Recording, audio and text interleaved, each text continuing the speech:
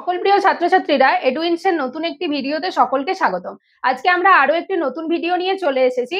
নবম শ্রেণীর ভূগোল বিষয়ের অধ্যায়টা দেখো, প্রথম অধ্যায় গ্রহরূপে পৃথিবী। গ্রহরূপে পৃথিবী থেকে একটা ইম্পর্টেন্ট কোশ্চেন হলো জিপিএস কি এবং এর ব্যবহারগুলি উল্লেখ করো। তো জিপিএস কথাটার অর্থ হলো গ্লোবাল পজিশনিং সিস্টেম।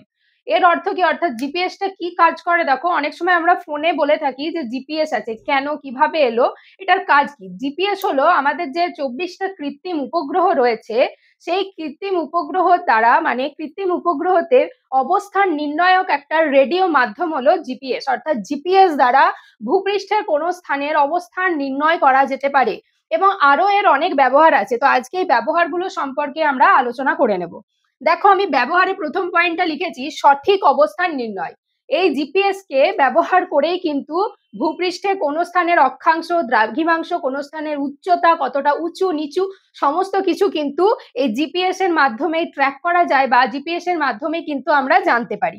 দ্বিতীয় পয়েন্টটা লিখেছি দেখো, প্রতিরক্ষামূলক কাজ। অর্থাৎ এই যে আমাদের দেশের সেনাবাহিনীরা যে রক্ষা করছে আমাদের দেশটাকে, সেই ক্ষেত্রেও কিন্তু জিপিএস ব্যবহার করা যায়। কেন না, শত্রুর অবস্থান নির্ণয় করতে কিন্তু জিপিএস ব্যবহার করা যায়, বা সৈন্যবাহিনীদের ক্যাম্পে ত্রাণ পাঠানোর জন্য, খাবার পাঠানোর জন্য কিন্তু জিপিএস প্রয়োজনীয়।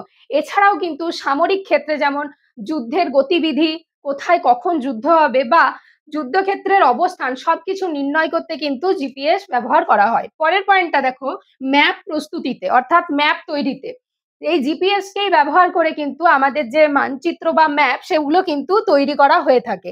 অর্থাৎ এই যে আমরা ফোনে ট্র্যাক করছি, এখান থেকে ধরো তুমি কোনো স্থান চেনো না বা যাবে ঠিক করেছো, তো সেটা কিন্তু এখন দেখবে ফোন খুলে ম্যাপে লিখলেই কিন্তু সেই স্থানের যে ডিস্টেন্স, জায়গা কোথায় কত দূর, এভরিথিং কিন্তু আমরা আজকালকার যে অ্যান্ড্রয়েড ফোন সেগুলোতে দেখতে পাই। তো এই ম্যাপ প্রস্তুতিতেও কিন্তু জিপিএস খুব গুরুত্বপূর্ণ। দেখবে অনেক সময় জিপিএসটা অন না থাকলে কিন্তু দেখায় না, অর্থাৎ জিপিএসটাকে অন করে কিন্তু এই ম্যাপ আমরা অতি সহজেই দেখতে পাচ্ছি ফোনের মাধ্যমে। তো জিপিএসটাকে কিন্তু কাজে লাগিয়ে ম্যাপ প্রস্তুত করা হচ্ছে। পরের পয়েন্ট দেখো, আবহাওয়া সংক্রান্ত তথ্য। এই দেখবে অনেক সময় ফোনে নোটিফিকেশন আসে তোমাদের যে আজ রাত্রে এত কিলোমিটার বেগে ঝড় হতে পারে, বা আগের থেকে অ্যালার্ট করে দেওয়া হয় সুনামির জন্য, ভূমিকম্পের জন্য।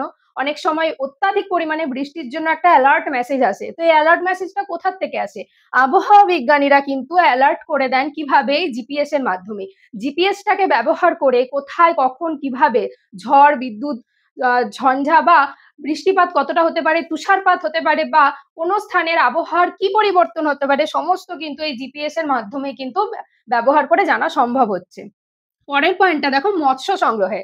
যে সমস্ত মৎস্যারোহীরা ট্রলারে করে অনেক দিন পর্যন্ত মাছ আরোহণের জন্য চলে যায়, তাদের কাছে কিন্তু জিপিএস খুবই গুরুত্বপূর্ণ একটা মাধ্যম মৎস্য আহরণের জন্য। কেননা মাছের ঝাঁক কোথায় কতটা আছে সেটাও কিন্তু এই জিপিএস ব্যবহার করেই কিন্তু তারা বুঝে যায়। তাই সেই স্থান থেকে প্রচুর পরিমাণে মৎস্য সংগ্রহ করতেও তাদের সুবিধা হয়। তাহলে মৎস্য আরোহীদের ক্ষেত্রে বা মৎস্য সংগ্রহে কিন্তু জিপিএস খুব গুরুত্বপূর্ণ ভূমিকা নিয়েছে। পরের পয়েন্টটা দেখো, জরিপ কার্যে। অর্থাৎ জরিপ কার্য অর্থাৎ এটাও এক ধরনের মানচিত্র, শহরাঞ্চলের মানচিত্র, বা কোনো স্থানের কোন ভূমিরূপের কি পরিবর্তন হচ্ছে বা করা যেতে পারে, এভরিথিং স্যাটেলাইটের মাধ্যমে, চিত্রের সাহায্যে, উপগ্রহের চিত্রের মাধ্যমে কিন্তু জিপিএস ব্যবহার করে জরিপ কার্যেও কিন্তু সমস্ত কিছু আমরা তথ্য পেয়ে যাচ্ছি। অর্থাৎ এই জিপিএসটা কিন্তু ট্র্যাক করে কিন্তু যে মানচিত্রটা আমরা দেখতে পাই জরিপ কার্যে, সেটা কিন্তু এখান থেকেই ব্যবহার করা হয়। তো আজকের এই আলোচনাটাতে আমরা পেলাম জিপিএস এর ব্যবহার কি কি। এইগুলো ছাড়াও কিন্তু অনেক ক্ষেত্রে জিপিএস ব্যবহার করা হয়, যেমন যানবাহনে, এছাড়া বিভিন্ন নিরাপত্তা, চোর ধরতে, অথবা অনেক ধরনের দেখবে ফোনে জিপিএস ব্যবহার করে কিন্তু এই সমস্ত কাজ এখন করা হয়ে থাকে। অর্থাৎ জিপিএস এর ব্যবহার কিন্তু অনেকটাই বেশি বেড়ে গিয়েছে। তাহলে এই যে আলোচনাটা করলাম, এই আলোচনার মাধ্যমে আজকে তোমাদের সামনে তুলে ধরলাম জিপিএস কি এবং জিপিএস এর ব্যবহারগুলো কি কি। তো আলোচনাটা কেমন লাগলো অবশ্যই জানাবে। আর এই অধ্যায় থেকে যদি কোনো প্রশ্ন তোমাদের কাছে থেকে থাকে সেটাও তোমরা কমেন্টের মাধ্যমে জানাতে পারো, আমরা তার আলোচনা নিয়ে পরের ভিডিওতে আসবো। আর এরকম শিক্ষামূলক ভিডিও পেতে আমাদের ইউটিউব চ্যানেল এডুইন্সকে সাবস্ক্রাইব করো এবং আমাদের ফেসবুক পেজ এডুইন্সের সাথে থাকো। লাইক, কমেন্ট, শেয়ার আর ফলো করো। ধন্যবাদ।